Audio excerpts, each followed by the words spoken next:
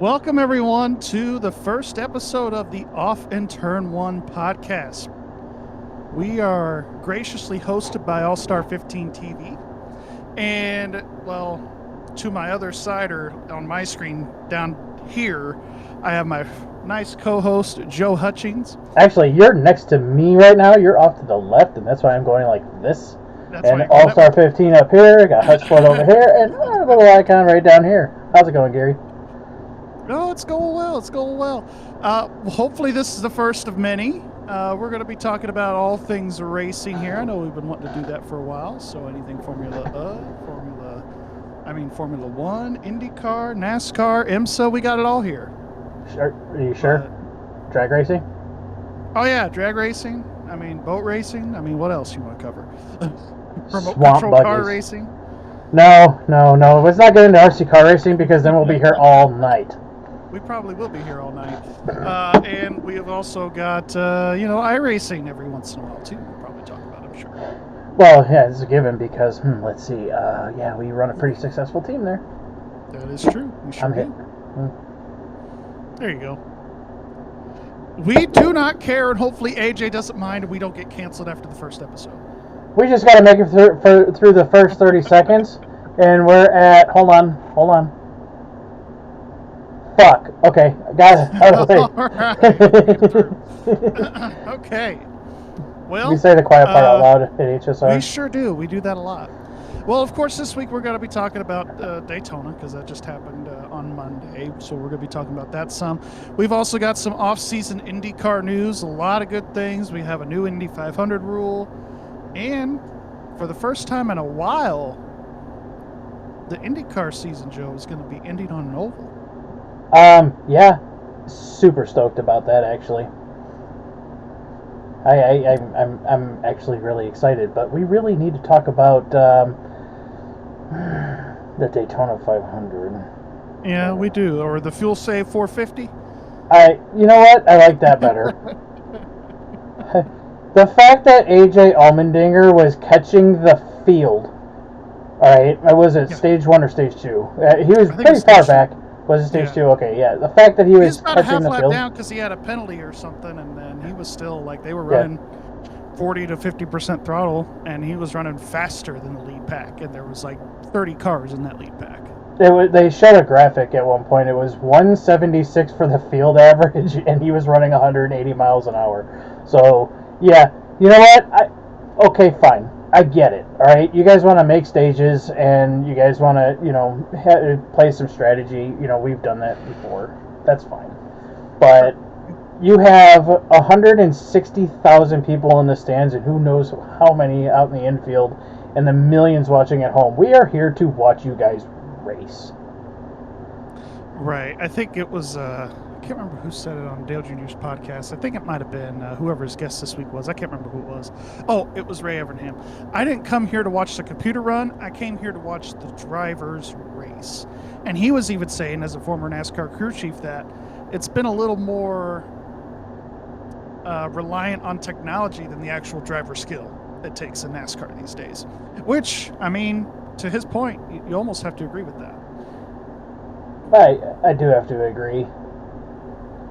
But, these drivers don't have the track time that they usually have. There's, they barely qualify nowadays.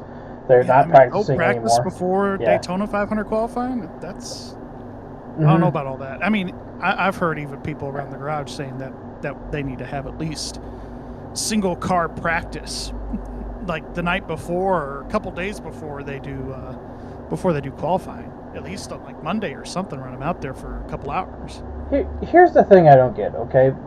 You got 40 drivers out there, all right? Most of them race with each other. There's some that you drop in, for these plate races. Right. Wouldn't you want to practice with each other? We've proven this time and time again on iRacing that you practice, with the people that you're going to be running with, and, you make a good product. I think the lack of practice for the Daytona 500 kind of insinuated, or not insinuated. What's the word I'm looking for, Gary? You're smarter than me. It's a crapshoot. Honestly.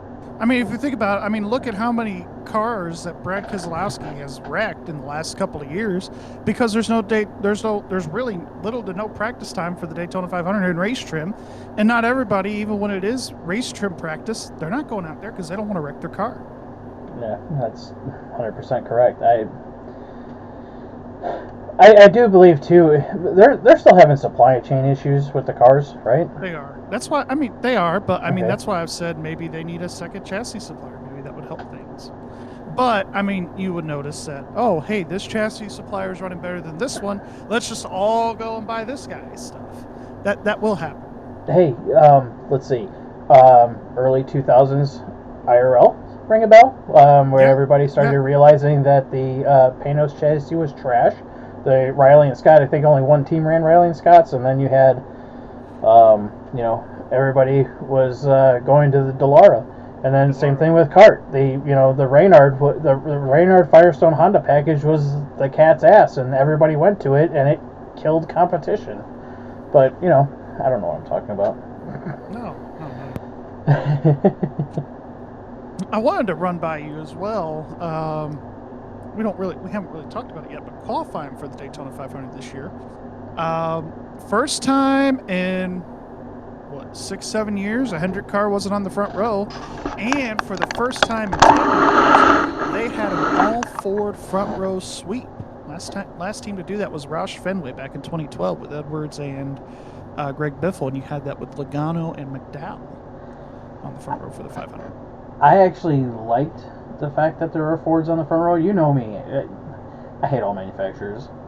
This is true. I worked on cars. I just hate them all. But having an all Ford front row is actually pretty cool. And we're going to add this on top of it. You put a driver who, we'll just say McDowell's an at-large driver. All right, he'll be there at the end. Yeah. He's a Daytona 500 winner. All right, Right. You put him out in the front of the field. He's experienced, and I like him too because road racing guy, Brandon Cart, and Horizon Hobbies. Yeah. So in Indianapolis last year on a road course. I mean, the guy's got experience, but Yeah. I mean, he even said after qualifying on Tuesday or Wednesday or whatever it was that this is the best car that he's ever had. Period. And Front Row Motorsports did recently switch their alliance to Penske Racing, so I mean they've got all the reasons right now to they ran pretty good. I know McDowell had an electrical issue, and I think the other two cars ended up wrecking out of the Daytona 500, but we've seen at points they were all three of them were pretty quick. So we at least know their drafting stuff is going to be pretty good, and we're going to another one this week in Atlanta, but hopefully my eyes. Hopefully when we go to Vegas here in the next couple of weeks and Phoenix, we'll really be able to see not only the new Toyota, but the new Mustang and even the modifications that the Chevy has made a little bit. We'll kind of see where everybody's lining up during the mini West Coast sweep. And we'll see. I'm going to be honest though, and I've been wanting to say this for a while now. Spec racing sucks. Spec racing sucks. Does somebody at NASCAR hear this? Spec racing sucks. This is why IMSA is beating you all, IndyCar and NASCAR, for fans at racetracks. Yeah. We're not going to talk about the 24 hours of Daytona. We're going to have that's too far away. But I mean, if you think about it, though, I mean, everybody at IndyCar, they're running the same spec tub, same spec chassis, tub, tires, and the motors are. Even though one is badged a Honda and the other one is badged a Chevy, guess what? They're pretty close in technology. Yeah. Yeah, it's not like the early days of the DW12 where they actually invited this, realm of technology and evolution or whatever you want to call it. Now it's just like, nope, everybody's got to run the same stuff all the time, no matter what. It's like, just remember who killed innovation in motorsports: Roger Penske. Oh, I thought you were going to say Michael Andretti. I thought you were going to use the excuse. I don't even want to talk about him. Come on, get out of here. But no, I mean, Roger. Podcast over. Yeah, right. No, but Roger, I will say, yeah, he did kill a little bit of the evolution with the sport. Absolutely, innovation. Yeah, absolutely. I mean, if you think about it, honestly, and I've heard even some other older drivers say this about the NASCAR side. NASCAR is more stock than it's ever been because we got to go back to the 80s and 90s where you got to remember teams didn't really build their own chassis. Yeah, they built their own motors and hung their own bodies, or they just got body parts from the manufacturer. But really, everything was basically in a kit, and you had to build it whatever the manufacturer gave you as far as the body panels, and then you went to a chassis supplier for the chassis. Where now it's all single sourced, and now pretty much everything looks the same. So it's more spec, I guess you could say, than it's ever been, or more. It's not really more stock. So hold Because on. the manufacturers aren't making the cars. Think about this. All right. You're onto something, and I never thought about it this way. You should have told me this a while before. Oh, I can't even speak tonight. It's been a long week, boys. Sorry. Anyways, and girls, and yeah.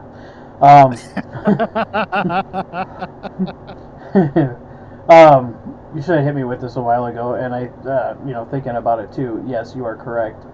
The cars are more stock now than they ever been. All right, you're stuck to this instead of this. So I would say the rules are much more tighter than they've ever been. That's for sure. Mm-hmm. They don't let you get away with anything. Yeah.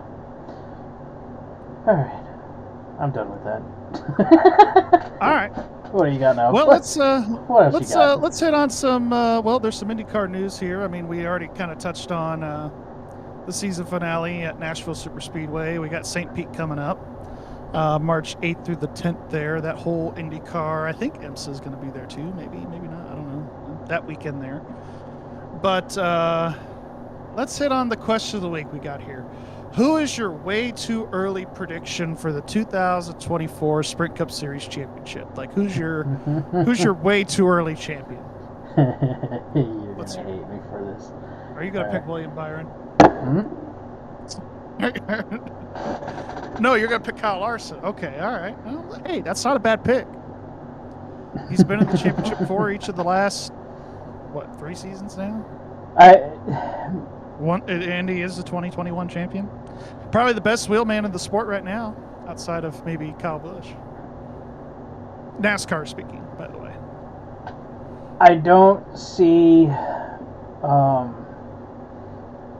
any of the Toyota drivers right now really being in contention in the final four. You're probably more than likely you're going to have one or two. Maybe. So hypothetically, all right, let's think about this. You're going to in my eyes, all right, let's just do this, okay? I'm going to change up your question a little bit, if that's okay. Okay, all right, yeah, sure. All right, we'll leave it at this, and we can reconvene later.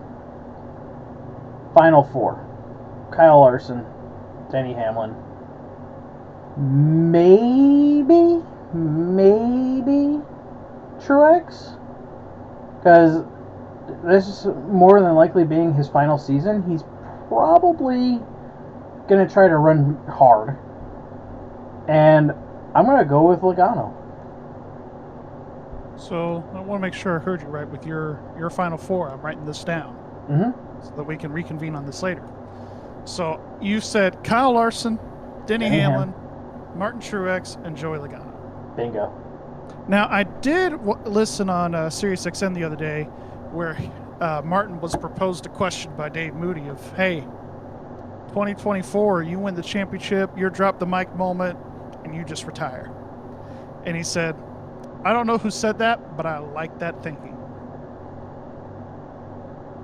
So, I don't know. Is he hinting at retirement? I mean, he's kind of pulling the Mark Martin, Michael Jordan a little bit of, is he going to retire this year? Maybe, maybe not. Next year? Who knows? Who knows? But I might not retire at all. I'm just going to die behind the wheel like Dale Earnhardt. Yeehaw! Oh. Did I say that out loud? Oh, wait. Sure. Yes, I did. We are recording. I am not politically correct. I'm going to go ahead and give you my final four. So Kyle Larson, I think you got to put him in. I know you put in 2 Toyotas. I'm going to put in 2 Chevrolets. I'm going to pick William Byron. He won 6 races last year. I think he could easily do that again this year. He's already the Daytona 500 champion. Already got that 1 win out of the way. Already locked in. Got to include him on the list. I think in the way too early prediction. Third, this is going to surprise some people. but I'm going to put Chris Buescher. I'm going to put Chris Buescher in my championship 4. And then, of course, the nemesis himself, public enemy number 1, or at least that's what he embraces. He beat your favorite driver, all of them, as he said at Bristol. I'm going to pick Denny Hamlin. You have to. It's hard not to pick Denny Hamlin. It's hard. It's hard not to pick him because, I mean, he's been the model of consistency the last decade, outside of either 2017 or 2018 when he didn't win any races. But over the last, really since he's been in the sport, he's gotten at least 1 to 2 wins a year. So you almost kind of have to put him in there. Even when he got injured in 2014, maybe it's 2013 when he got hurt in the Auto Club accident with Joey Logano on the last lap and missed like 7 or 8 weeks due to a broken back. He's still won 1 or 2 races by the end of the year. So, I mean, you got to put him in the conversation. I know people don't like putting him in there, but you got to put him in there. Just highlight Larson for the championship. I'm sorry. I mean, how many times has he been close and he's winning everything, everywhere? I mean, he's one of the few guys that I'll even chalk up to. I mean, he could probably win the Indy 500 in his first attempt. I mean, don't. This is one time you need to not say the quiet part out loud, Garry. But I mean, we both know we've seen many Indianapolis 500s. Indy is a cruel mistress when it comes to the 500-mile race. You don't pick the winner; the track picks the winner. It truly does. Because I mean, 500 miles, that may not seem like a long time when you're sitting up there in the stands watching the race, but 500 miles, it is a distance. It's not like 24 hours or 12 hours, but nonetheless, a lot to endure over 200 laps. I know. I've won 8 of them. On the computer. Won 9 if you're powered. Thank you, Florida Public Utilities, for your ass service. Anyways, continue. Don't get me started. Don't put the nickel in me today. It's Friday. So, one thing that's been glaring at me since we started this thing today, that is the Joe New move, banned by IndyCar this year. So, I've been trying to read into this article a little bit. So, are they just going to ban it in general, or is it just a final lap, or what are we looking at here? I didn't read the article entirely too much, but this is my understanding of that rule by talking to people that I know. They don't want it done at all. Like, at all. They want to do, like, a yellow line rule at, in NASCAR, where you don't drop below this line, period. All right? I mean, obviously, unless you're coming in the pits, because you have to go that way, but... I'm going to throw one of our teammates under the bus on this one. Do you remember a couple of years ago while practicing for the Indy 500, and actually it was for Gulf Coast IndyCar Series. We were practicing for the 500, and I was sitting there doing the snake thing. And do you remember who ate shit into that attenuator? Was it Dalton? Cody Bullock. Oh, yeah, it was Cody. Well, and I mean, I watched David Land's video a little bit yesterday about it, about the ban of the move. He's like, we've seen people hit the attenuator on accident. Maybe at a reduced speed because they're trying to come into the pits or what have you, or avoid another car.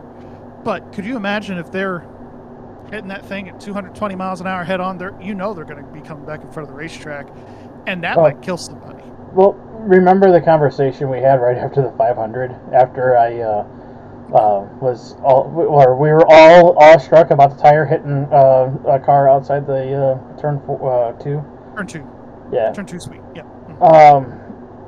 Do you remember the conversation we had? It was like, we rewatched the broadcast. We did. And we all said the exact same thing. Yep, next year that will be banned. Yep. Because and I even said you got to ban, if you're going to ban it off of turn 4, you got to ban it out of turn number 2, because that's where, you got cars trying to merge back out onto the racetrack. And I mean, we saw Tony Kanaan go through the grass just to avoid everybody. We'll see. We'll see how it works out. I think if you're going to ban one, in my opinion, you got to ban both of them. That's just my opinion. You got to say, and I love how David Lamb put it yesterday. He's like, you got to save the drivers from themselves. And honestly, that's what that rule is designed for, to save the drivers from themselves. So are you saying the last smart drivers in IndyCar are now all retired except for one? I like that idea because there's a lot of stupidity in IndyCar right now. There is a lot of stupidity in IndyCar. In my eyes, outside of Scott Dixon. I mean, that's why I said, that's old guard still. Yeah, I mean, because you don't have Elio anymore. You don't have. I mean, even Townsend Bell, one of the more aggressive guys in the garage area, wouldn't pull that move. You know what's funny? That move originated on iRacing. I mean, you're not wrong. Oh, we can do this? Correct. We can do this? Okay. Let's do it. Let's do this in the real thing.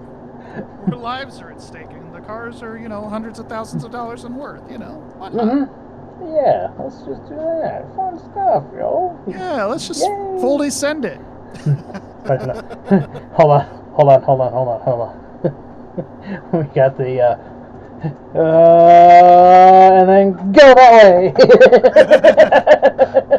Or with the stragglers,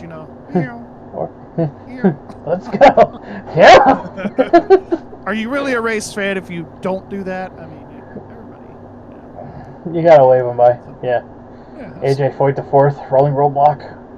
Danica Patrick. Whoa.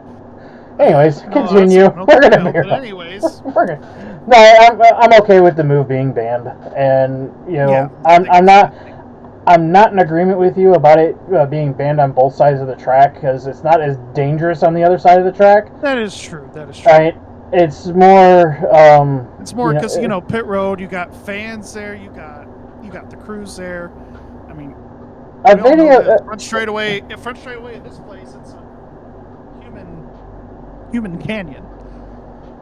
Well, another thing that they could do to resolve the issue, and I'm surprised that it has not been done yet. Now, it's always been a thing to come off of turn 4 and go right into the pits, and you have that humongous runoff area. And it's not unprecedented in other tracks to come in off of turn 3. Why don't you do it at Indy? At least you slow down the drivers, get them down to a safe speed. All right, lengthen the time on pit road. But again, now you're taking an aspect of the race out of it, and I'm going to tell you right now, there are numerous people on our iRacing team, including myself, who have fully taken advantage of the fact that we could sit there and haul ass on the pit road and get the car woed up and be okay. But absolutely. I mean, unless you're Scott. There's you went there. You went there. You son of a Sorry, Scott, bitch. if you're listening. If you listen. I have a finger for you, but I was told not to use it today. Now, I mean, but to your point though, I mean, at other oval tracks, I mean, we've seen it at Texas in the past. I don't know if we've seen it at short tracks like Iowa or Milwaukee, but coming down the backstretch, entering turn 3 in an IndyCar, going at Texas Motor Speedway or Chicagoland or even probably Nashville later this year, everybody just goes in onto the apron, entrance to turn 3. Now, Gateway, we see it there, but that's because there's an access road there. You have to take that access road and make it to pit. No, you know what's going to be real funny, right? Milwaukee. That's going to be an interesting race. I'm looking forward to that. You know how to get on the pit road at Milwaukee? It's pretty sketch there because that wall's still there. Do you remember at Long Beach a couple weeks ago in the league race and with trying to get on pit road there? We're at that in cut, and the only way I remembered the pit road entrance was because it was sponsored by Acura. Yeah, that in cut is the same thing at Milwaukee, and all they give you is a painted line on the pavement. And when you're coming around to get on pit road, you have to slow down. Miles an hour. Yeah, you have to slow down. I have ate that wall so many times.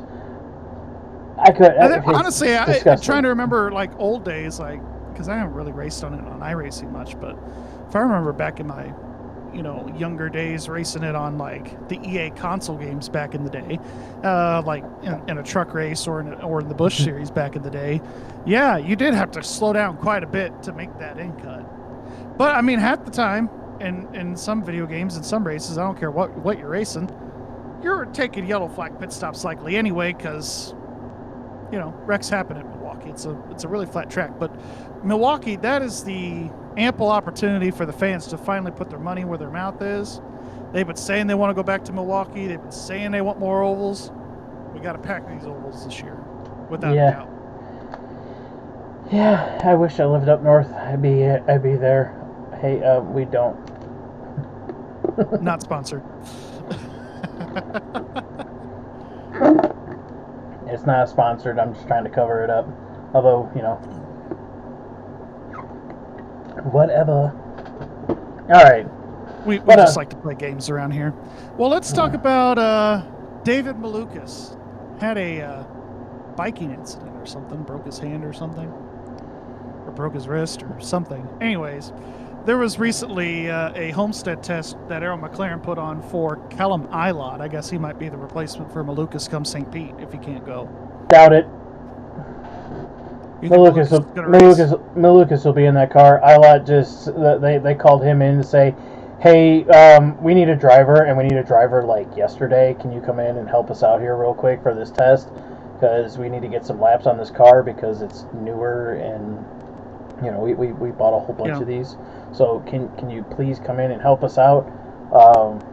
Well, and I know Veach has been doing like their simulation and like their testing the last couple of years. So maybe it's kind of similar to that situation where it's like, hey, we need you to do this test. Just get in the car.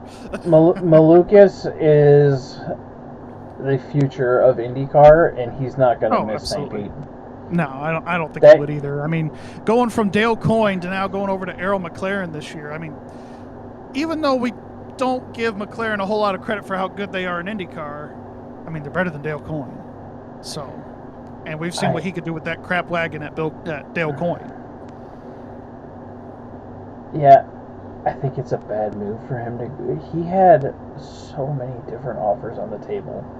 I do not understand why he took the McLaren one. Maybe they hung the whole Formula in front of him. Alright, like they did with Polo, and they said, oh, what? You know what? Yoink! My name is Zach Brown, and I like pizza. Kind of deal. Yeah, no, yeah. Could have been the Formula One stuff. Could have been like, hey, maybe we're better than Dale Coyne. We have cookies. My dream scenario for that kid would have been Ganassi. Ganassi, oh yeah, absolutely. All right. Any time that you're racing in IndyCar, I mean, your dream scenario is to either drive for Andretti, drive for Roger, or drive for Chip. I mean, that's kind of the way it is. If I was in any of these young kids' shoes right now, I would not want to race for Andretti. I'm going to completely shit on Michael Andretti forever. Sorry. Yeah. Even though I'm using Andretti green cars in the background. Whoops. Well, I mean, to your point though, Andretti hasn't been that competitive. I mean, they aren't competitive in the Indy 500. They aren't competitive anywhere else we run either. I mean, they've just kind of been. But I think it's because he's been trying to put exactly where I was going with that. He's been kind of putting his eggs in that Formula One basket. Got denied by Formula One. Now he's trying to get to IMSA, and maybe he's even trying to get into NASCAR. I mean, he's kind of like scatterbrained all over the place. Where it's really like, hey, bro, maybe you should just stick to what you've been doing the last, forever, and that's IndyCar racing. Mm-hmm. But he's gotta live out his dreams through other means. But hey, you know what? I shit on the guy, all right, and I sit there. Hold on, we're gonna stop here. All right, I completely shit on a lot of people in the motorsports, all right. But number one, they've made it. Number two, great, all right, good for you, all right. But number three, you're famous and you're gonna have haters. I am your hater. Oh, absolutely. It's true.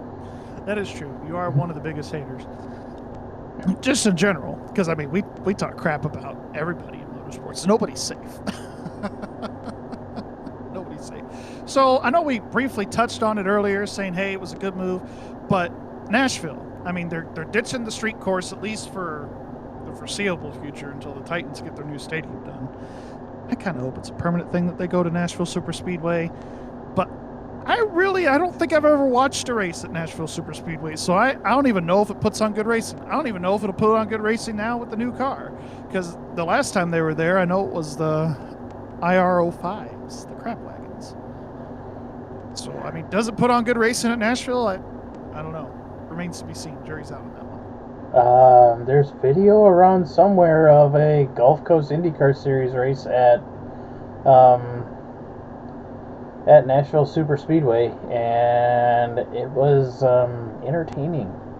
One for the ages? Well, it produced okay racing because it's a shorter oval.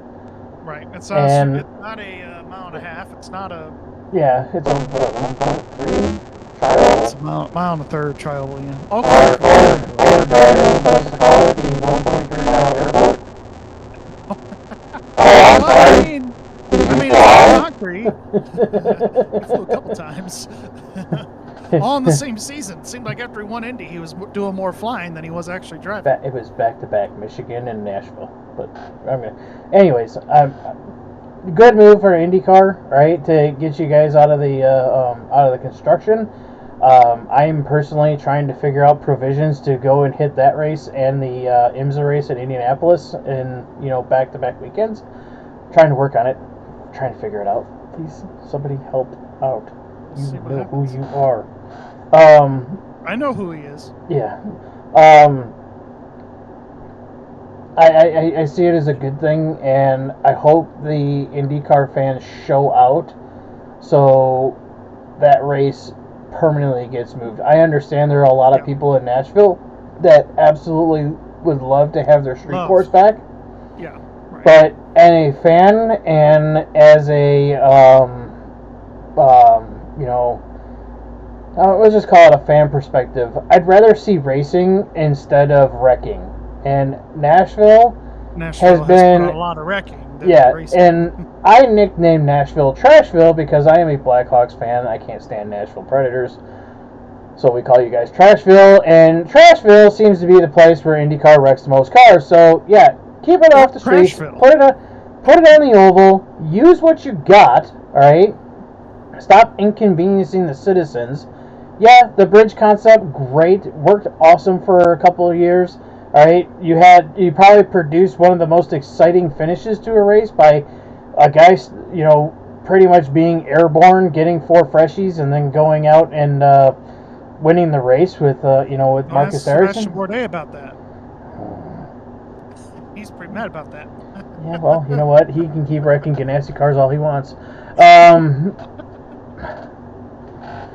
But yeah, I think it's the proper move. You're going back to an oval, and IndyCar fans have been screaming more and more ovals. But I think people got to also realize the expectation, right? I mean, they only fill out one IndyCar race the entire year, and it's this place behind me, the Indianapolis Motor Speedway. People need to stop comparing IndyCar to NASCAR.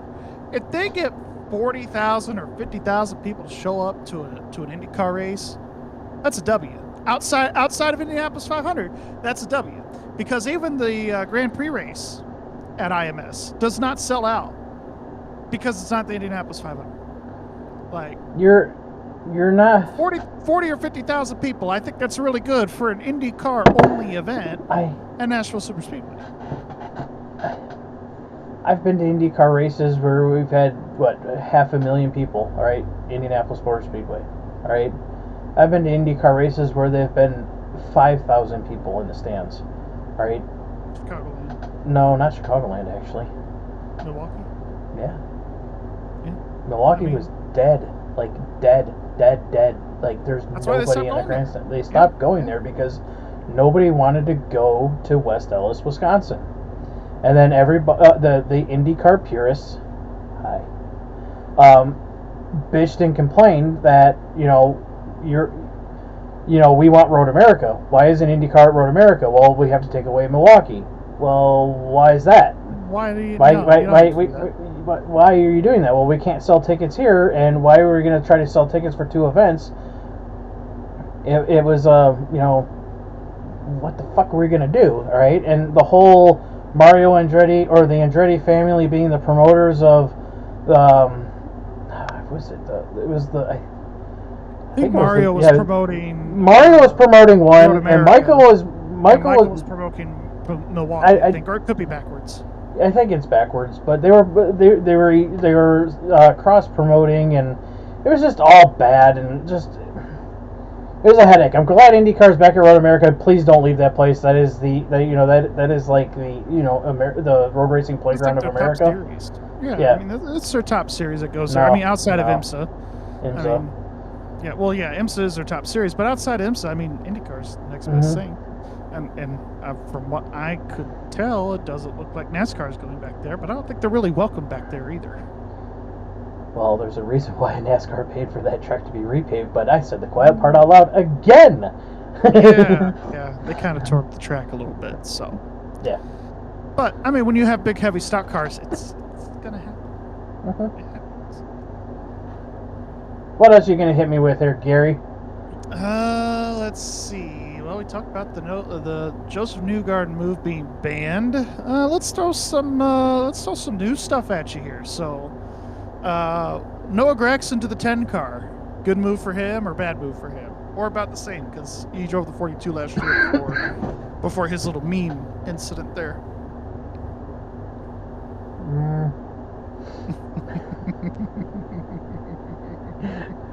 Fuck you, Gary. Good move or bad move for Gragson going to the 10 car? Good move. Only because it'll be a painful rebuild over there, though. But I do think in the long run, it's going to be a good move. I don't think it's going to be a rebuild. I think this is. I think we're starting to see the end of Stewart-Haas Racing. Yeah, I think so. And I think this is a. I think this was a move to keep Noah Gragson relevant enough that once they, once they're done, then. Whoever their next buyer is going to be, I think it's going to be similar to a when Trackhouse bought Chip Ganassi Racing, kind of a move. Now, I mean, the rumors have been going out for the last 3 years that Dale Earnhardt Jr. is going to buy a team and they're going to go Cup racing. But it's going to be interesting because Pauly, before they started their Cup program, they were a powerhouse in the Xfinity Series. Now they're in both. And I think Kaulig's trying to run too many cars. I think they should only probably be running 1 or 2 Xfinity cars to focus on their Cup program. And with Junior having 4 or 5 Xfinity cars in some races, are you really going to be able to run 2 Cup cars on top of that? Yeah, when you go into Cup, and 2 cars at minimum, by the way. Yeah, you're going to have help from Hendrick Motorsports because you're a Chevy guy, always been a Chevy guy, so you're going to get your help from Hendrick. But, it'll be interesting. Does he buy 2 of the Chargers or does he buy the whole thing?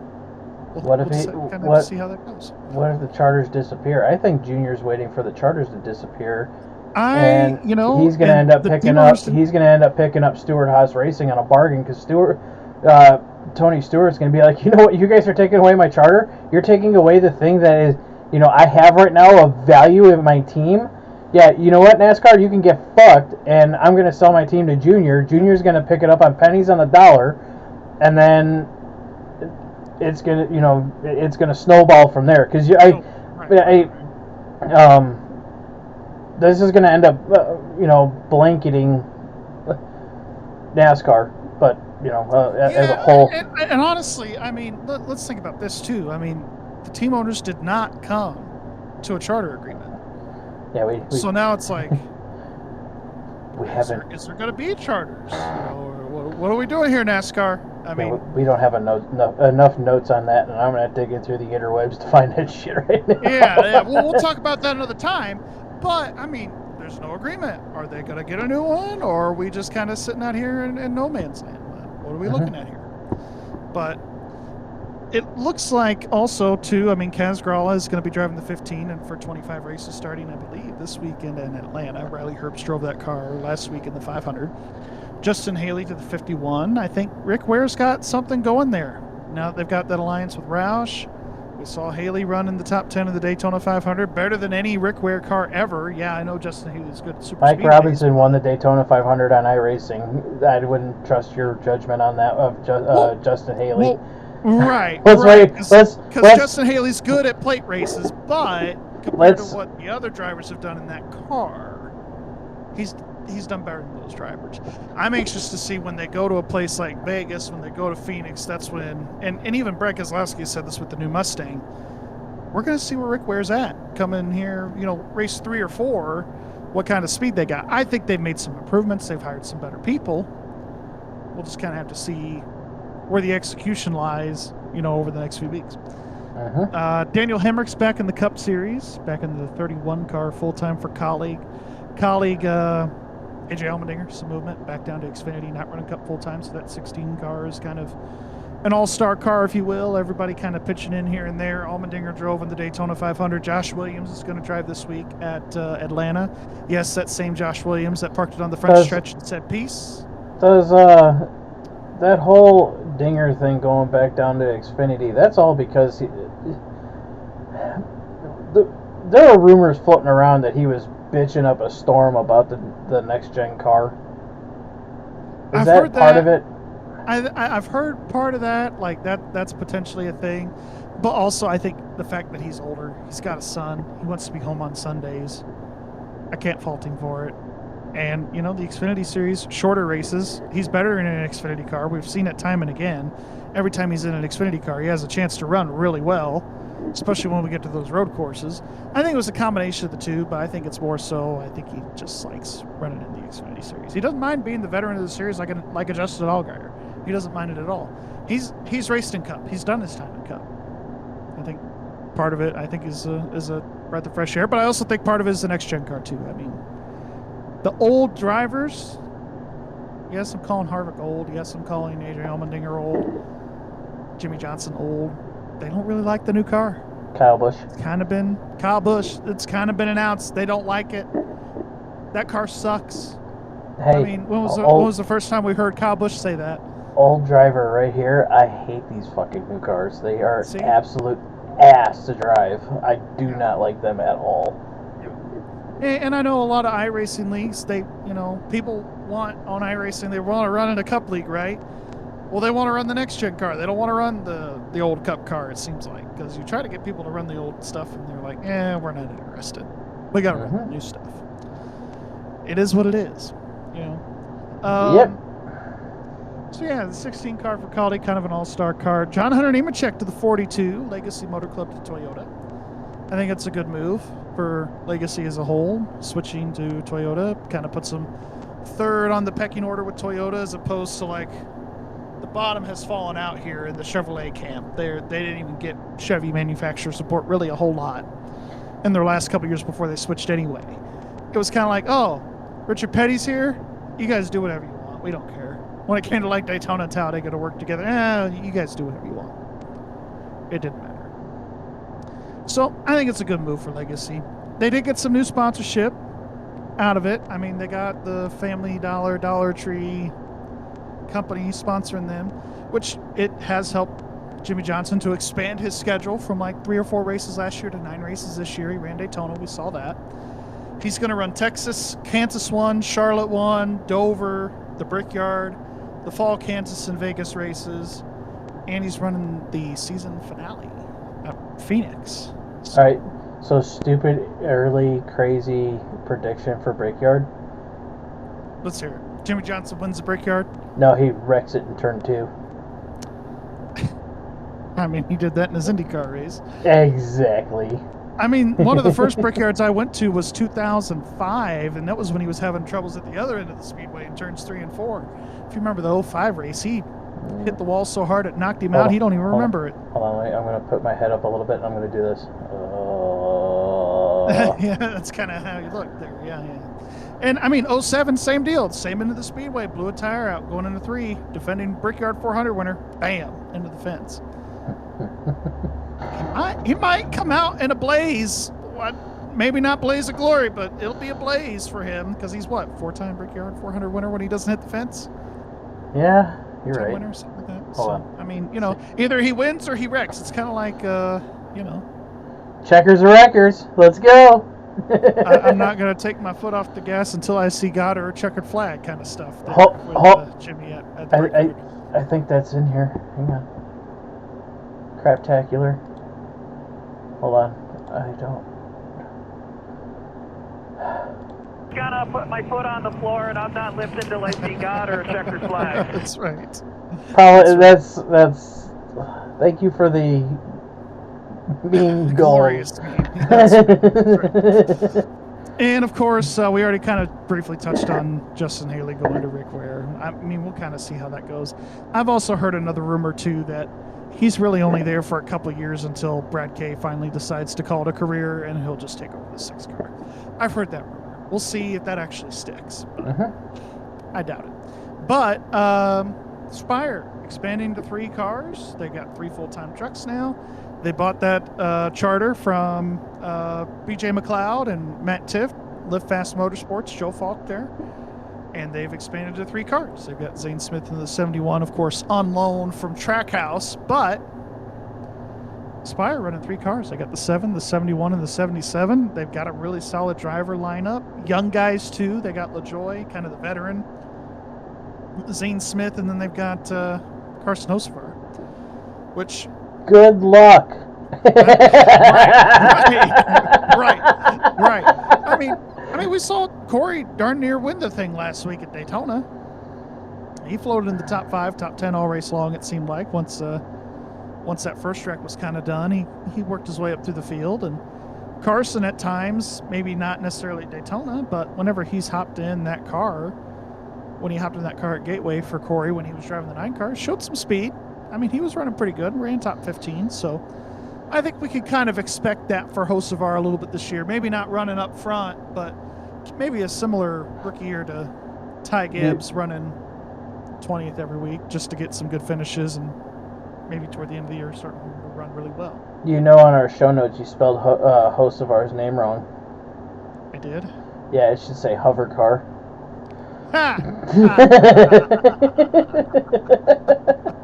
Yeah. No, when I typed it out, I almost typed in hover car. Actually, that was the thing that I almost did. Oh. But I really can't think of any other hot topics. Oh well, I mean, there is one thing we could throw in there. Ryan Preece did say we should have testing at Daytona again for NASCAR. What do you think? Yes, we talked about this. I said yes. Yeah. Bring it back, damn it. Bring it back and bring the Clash back to Daytona. Might as well. I'm gonna add on real quick here. Intervene. Yeah, okay, I'm gonna intervene on this real quick. All right.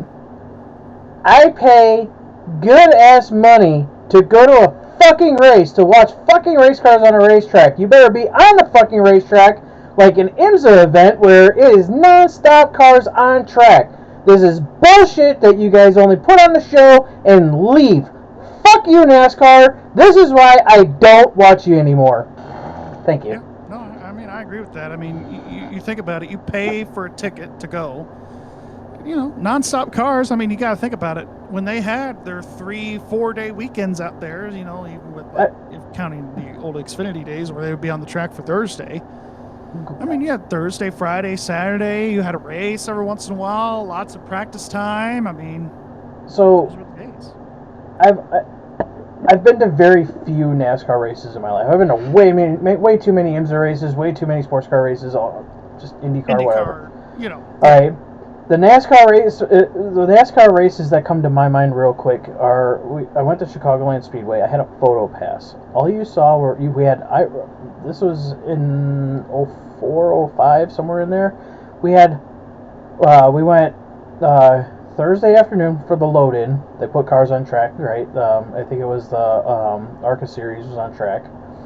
We had IROC that weekend also for Saturday. When IROC was still there.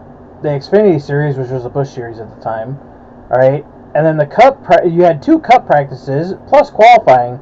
There was track activity all day. And then on Sunday, you had the IROC qualifying, right? Or you had a practice, qualifying, the race, and then the the 400-mile Tropicana race, all on the same day. There were cars on track from 9 a.m. until we left. All right, probably like 5 or 6 o'clock. It was 5 o'clock at night. All right, there were cars on track. All right, there was a lot of track activity. Same thing with IndyCar back in the day. Back in some of these events, you had the race warm-ups, whatever. Okay, I get it. Cost savings. All right, but I'm going to tell you something about cost savings in racing. If you are thinking about trying to save money while racing, you're racing wrong. Right. Well, okay. Here's the thing too. You got to think about it. Back in the 90s, when NASCAR was really big, you were able to do motor changes as much as you changed tires back in the day. I mean, you had a practice motor, you had a qualifying motor that was built to only last 2 laps. You had a race motor, and you had a backup to the race motor. Like, they would go through 3 or 4 engines a weekend. And now with all these motor rules that across all of motorsports, you've cut the motor bill. Good job. Great work. Awesome job to you.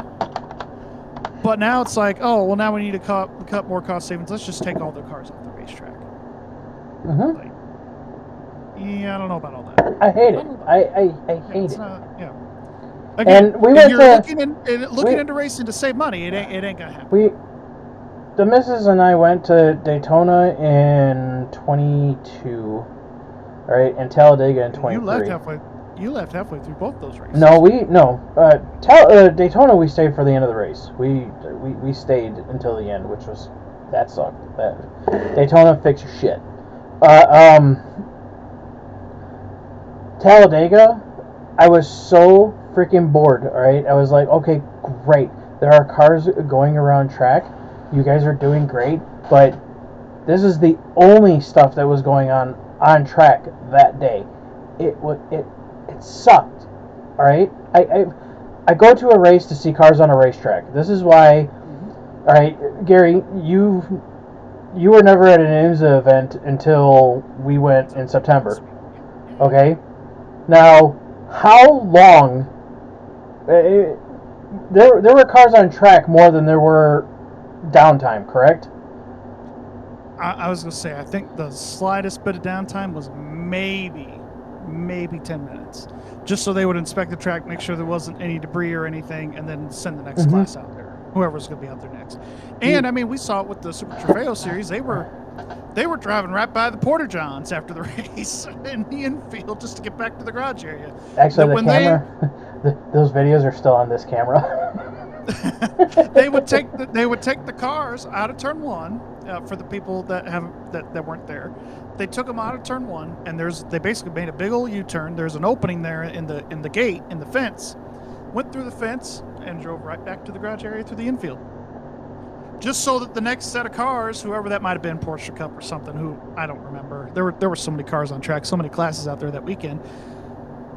Next class went out within the next 10 to 15 minutes. I mean, you're right. There were more cars on track than there was downtime. This is why I push. If people want to see racing, go to IMSA events, go to IndyCar events, because IndyCar will actually draw other series. They got the next series. They sometimes IMSA is a backup. Like yeah, they were running with them at Detroit years ago. Most of the street races, you get IndyCar and IMSA at the same time. Yeah, you get Trans Am Series. I mean, you get a whole bunch of them all at the same time. If you want to see oval racing, NASCAR, where there's not really a midway anymore either. I mean, sorry to cut you off, but you're right. A NASCAR race, there's not really a midway. But I've been to many things at IMS. I could say I've been to every type of event at IMS. Nothing beats the midway at an IMSA event or the Indianapolis 500. The NASCAR race, there's nothing there. You maybe have like the merchandise haulers, but that's it. There's nothing else. I got one better for you. The best midway out there, if you go to a historic sports car racing series race, right, where they run the historics all the time. Oh, like what they do here. IMS in June. Yeah, the midways at those are not only do you have there's actual company vendors, all right? So it's not race teams bringing their vendors, all right? You got company vendors that show up. You have privateers that bring die-cast car collections, sports, motorsports memorabilia, all kinds of crap. You want to sit here and buy used car parts, all right? Sit there and be like, hey, I own this bolt off of a Porsche 962 that raced at Le Mans in 1987. All right, you can buy that shit at those races. All right, they're there. All right, I have a brake rotor off of a 911. All right, the guy was like, here, I don't want to take it home. You want it? Yes, I'll take it. Great. All right, it's in my shed. All right, motorsports memorabilia. It came off of a historic 911. All right. Well, and that's why I like going to those memorabilia shows, like the one they have during Indy 500 weekend at the Embassy Suites in Plainfield. Great time. Not sponsored. Great time. You saw, obviously it was predominantly IndyCar stuff for that show that weekend, but I mean, you had old school NASCAR stuff there, old school IndyCar, new school IndyCar. You had everything there. Hold on. Are you about to get your Holy Grail? So while Joe's getting that, I mean, you literally had everything there. They sold diecasts. They had, they were selling driver suits and tires. They were selling everything, anything that you could think of. Magazines, they had them. As we're waiting on Joe to get his toy out here. Not a toy, but not a toy. Easy. Diecast collectible. Only got a couple minutes here. I'm just kidding. That is part of the Holy Grail. Oh, there you go. See, because background. There you go. Briefly, that Jim we found at Indy last year for Joe. We were at the memorabilia show, and I was like, "Oh, hey, look at all these old diecasts." And then Peyton was like, "Do you know what that is?" I was like, "Looks like some old Marlboro car back in the Penske days. I don't know what it is." And then he was like, "Send that to Joe." I was like, "All right." So I just took a picture, and you were like, "You need to buy this." I will pay the shipping. Just get it to Florida. Okay. I also have one of these. Is that a baby Borg? I got my baby Borg. That's very nice. Very nice. I don't even have one. I need to buy one. $80, dude. Shipped in from Australia. $80. Yeah, and it's no tough. $80 for that. Well, Beta gets that when I die. Spread your. Anyway. You don't tell me, Joe. No, I have enough mouths. No, I was just saying, spreading your ashes everywhere.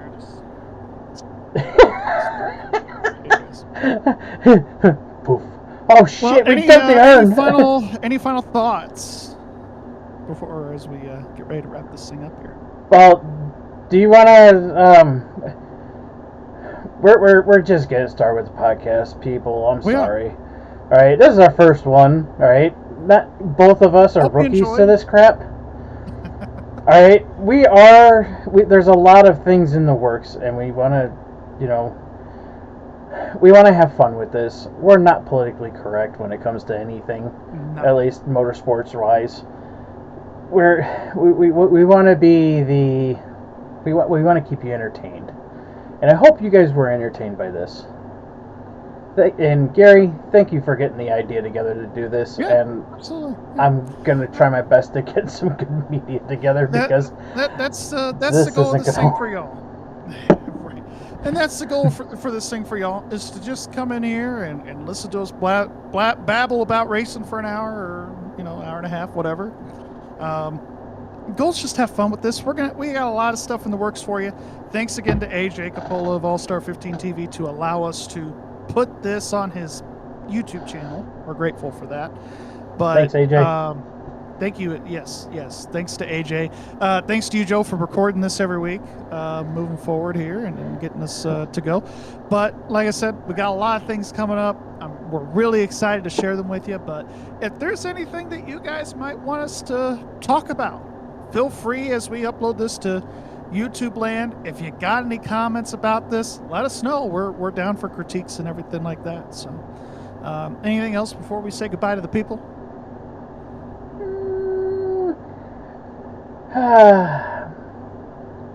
let's hope 2024 turns out the way that it should have turned out the last couple of years in IndyCar. NASCAR, get your shit together. And IMSA, keep up the good work.